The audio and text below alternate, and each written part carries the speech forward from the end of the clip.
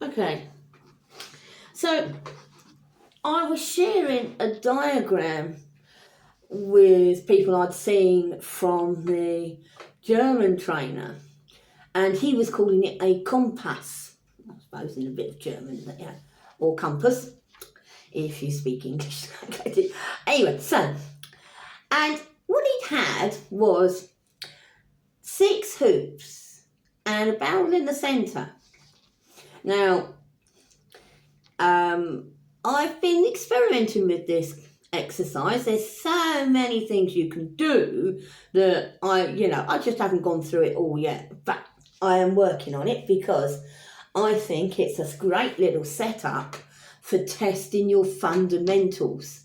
And to me, it's better that you can rehearse your fundamentals several times than trying to get wear your dog out, going round the same course several times and only maybe concentrating on 1 or 2 fundamentals.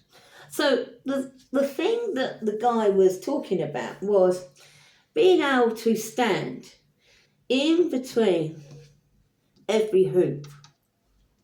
Okay. To undertake some of these exercises. Now, the other thing was he was also showing, so you don't just end up standing with your dog on your left all the time. You might try and end up going over here to experiment on what do you say or how do you use your body to get them to do the same exercises standing over here with the dog on your natural left.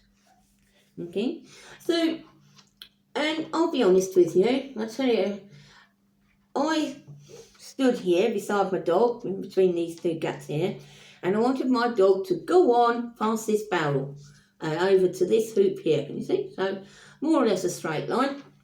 I line them up so you can see straight across. I'm standing here, so I'm not standing there, but I had to for some.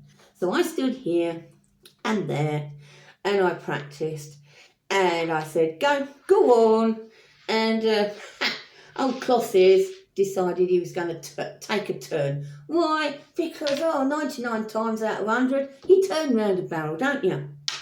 So I then changed my position to make success, and I stepped into the centre and stood just beside the barrel so that I could go on, and indicate sideways, okay? So I don't turn with my dog. As my dog goes past me, I keep my front to my dog, and I just do that. I just lean and point my toes a little bit over to the hoop I wanted. So we got that in the end. Then we can try the directionals. So, I mean, again, I could start at any hoop, really, and went there, practice right. Now, that's a right turn, okay? This is more of a wrap.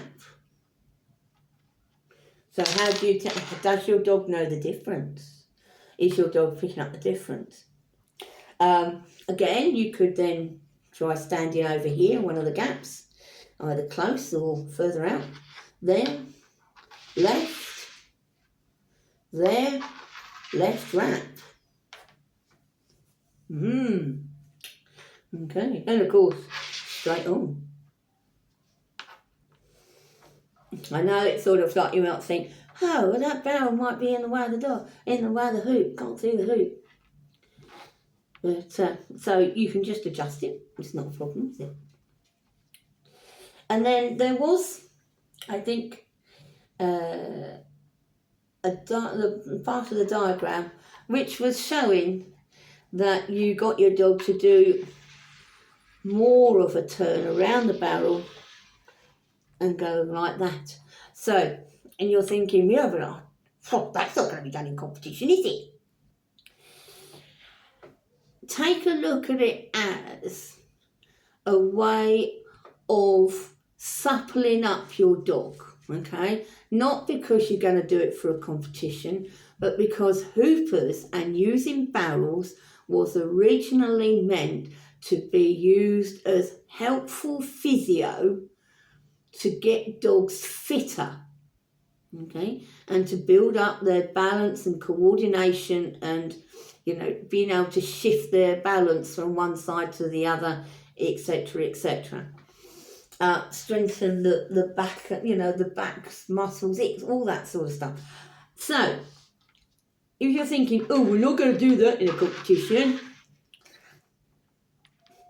try and work. It may be extreme, but if you can do the extreme, then you won't be so scared about doing just a hoop, round the barrel and back, will you? Okay? Because you will have a signal that means all the way around, keep going, and then when you say shoot off, they do. Okay? So that, I'm still working, as I say, there's so many connotations on this layout that I personally wouldn't be able to do it all in one training session for my dogs. They put so much into it. And if we need to maybe, you know, tweak a couple of movements because repeat it, then they're personally sort of like quite done after they've done 2 or 3 manoeuvres. So come back to this exercise. That's my advice. Come back to this exercise, so, you know, and try another way, or do it as revision for your dogs rather than putting out a huge course, because it doesn't have to be that close. You could probably stretch it out a bit more anyway. So if you've got a really quick moving dog, you can try doing it at, 5 or 6 metres apart. And for the newer dogs, you just bring it in so that they learn to take the barrel nice and smooth. Okay, we don't want any jerky movements. We want them to make a shape around that barrel and do that. And that's why the barrel is what it is. Okay, because it means that the dog does not have to overbend its body to make the curve. You know, as it would anything around something smaller or tighter or more narrow. So, those are my thoughts on this. Okay. As with everything, I believe in the belly button. I believe in the belly button, and I believe in trying to train whatever I'm looking to achieve with minimising my arm movements. Okay, if my dog doesn't do it, then I change my position. So, for instance, when my dog went like that, when I wanted him to go straight on, I went and stood by the barrel, okay, so that I could direct him, and then I moved backwards to where I wanted to originally be, to hopefully help him get the idea. Okay, so remember, easy, middle, difficult. So if you start off at the difficult bit and it don't work, think about how you can make it easier for your dog, and then step backwards again. Okay, so end of the lesson, and you can find a lot of these things and a lot of more stuff on my Hooperholics Hooper Levels training.